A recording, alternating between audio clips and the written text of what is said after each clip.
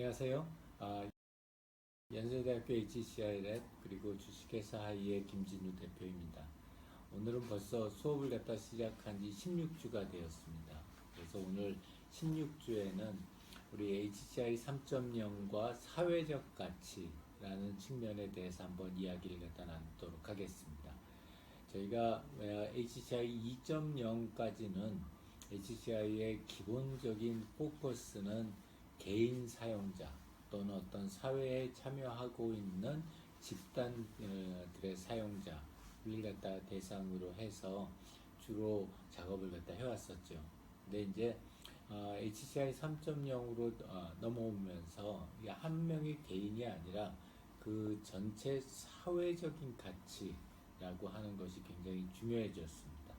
따라서 이제 더 이상 한 명의 사용자가 최적의 경험을 하는 것이 중요한 것이 아니라 그 사용자가 포함되어 있는 전체 사회에 어떤 가치를 줄 수 있느냐, 저희 시스템이 디지털 시스템이 어떤 가치를 줄 수 있느냐 하는 것이 중요한 이슈로 대두되고 있습니다. 그래서 이 마지막 장은 어떻게 생각하면 HCI 3.0의 미래라고도 할 수 있는데요. 이제 지금까지 우리가 개인 사용자들의 사용 경험에 초점을 맞췄다면 사회 전체의 가치에 초점을 맞추는 HCI 3.0에 대해서 이야기를 갖다 나눠보도록 하겠습니다.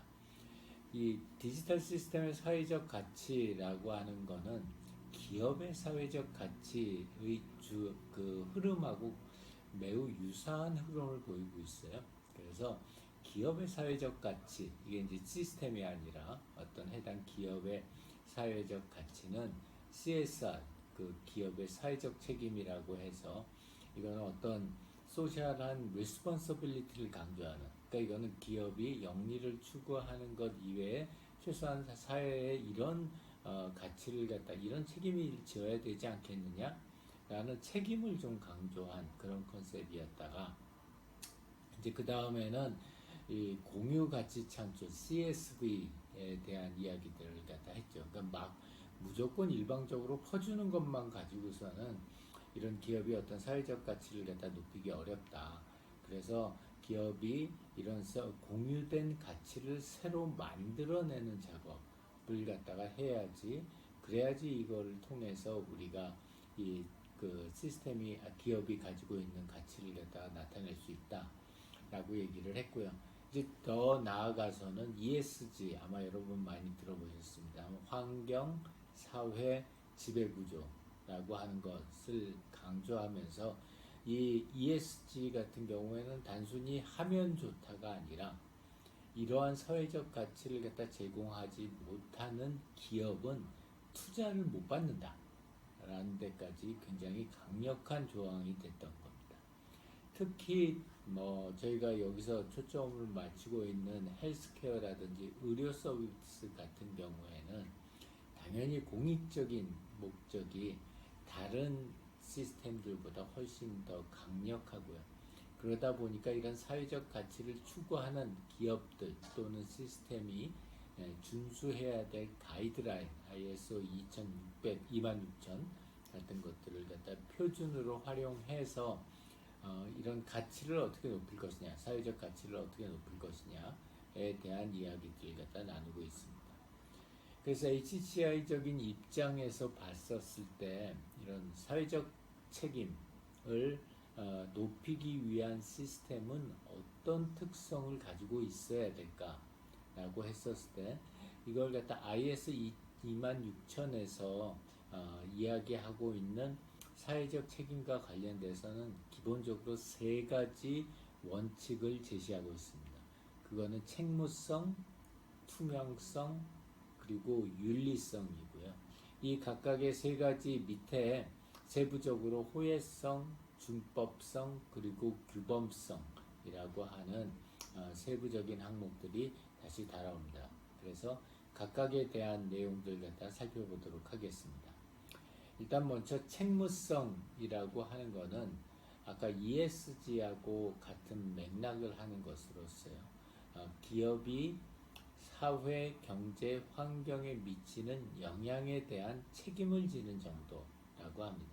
이제 여기서 우리는 디지털 시스템이니까 이런 디지털 시스템이 사회, 경제, 환경에 미치는 영향에 대해서 얼마만큼이나 책임을 지느냐. 그래서 긍정적인 영향은 최대화하고 부정적인 결과는 최소화할 수 있는 예방 활동을 수행하는 것.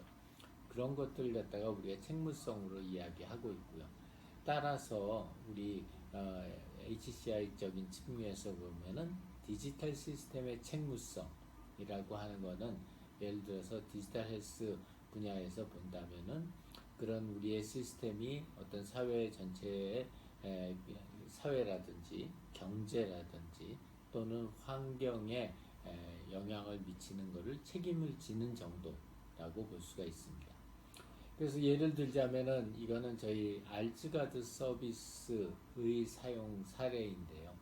이제 여기서 보게 되면은 책무성 같은 경우에 이거는 이제 알츠가드 분석을 하고 나면은 그분이 얼마나 인지 기능 장애가 심각한지에 대한 자료를 만들어낼 수가 있습니다.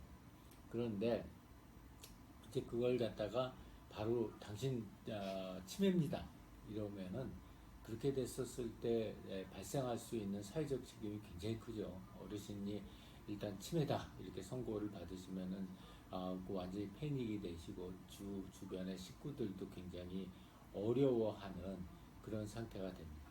따라서 이런 경우에서는 시스템이 직접 그걸 갖다 환자에게 당신 치매다라고 얘기해서 발생할 수 있는 책무를 다 감당하는 것보다는 여기서는 데이터만 수집해서 분석하고 나머지 부분, 즉 실제로 우리 환자들에게 어떻게 해야 한다라고 이야기하는 거는 의사 선생님 전문의하고의 상담을 통해서 진행하는 것이 이 디지털 시스템의 책무성을 적절하게 조절하는 그런 방법이 될 수 있다고 봅니다.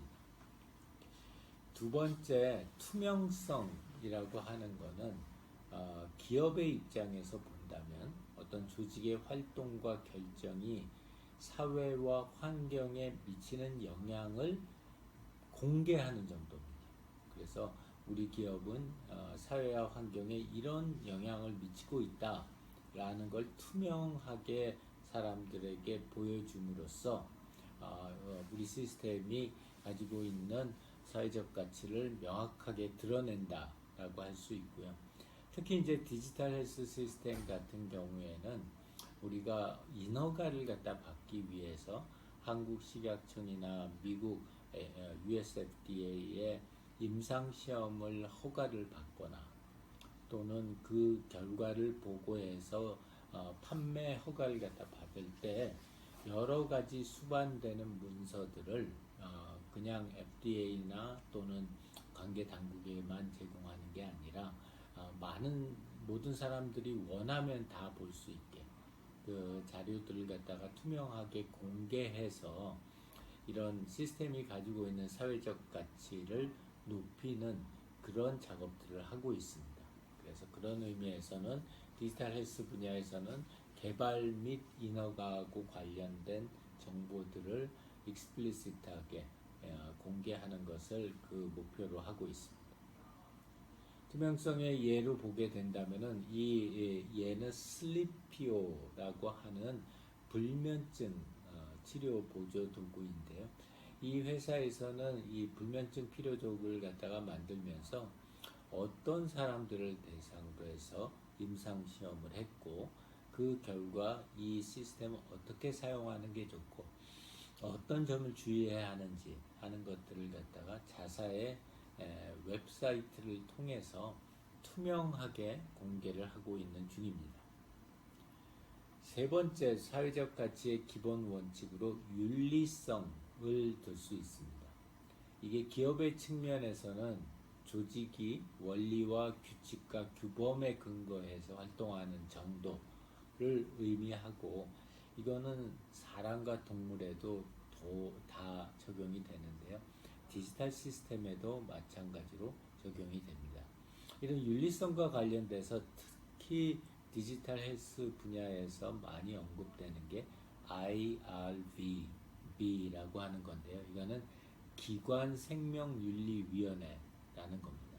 그래서 여기에서는 환자 대상의 연구를 갖다가 의료진이나 연구자가 진행할 때 그 환자가 가지고 있는 권리를 침해하지 않고 그 환자에게 너무나 큰 데미지를 갖다 줄 어떤 위험성 같은 것을 사전에 다 감지를 해서 최소한의 위험성으로 이 원하는 연구를 갖다 진행할 수 있게 하기 위한지를 갖다 검사하는 곳이 IRB라는 거고요. 따라서 이런 IRB는 환자의 윤리성, 환자의 가치를 갖다가 높여주는, 그걸 갖다가 지켜주는 그런 쪽에 포커스를 하고 있는 절차 제도라고 할 수 있습니다. 그래서 그런 측면에서 IRB 활동이 윤리적인 기준이고요. 특히 이제 이런 윤리적인 기준은 법이 아니기 때문에 시간이 지남에 따라서 조금씩 변화하는 속성을 가집니다. 예전에만 해도 식당 안에서 담배 피는 경우도 있었고, 뭐 심한 경우엔 비행기 타면서 담배 피는 경우도 있고 그랬었는데, 요새 이제 그런 것들이 많이 없어졌죠. 그래서 이런 시간의 흐름에 따라서 윤리성이라고 하는 것의 의미가 변해가기 때문에 이런 윤리성 검토를 위해서는 전담 부서나 또는 외부 전문가가 주기적으로 해당 시스템을 점검하는 것이 필요합니다.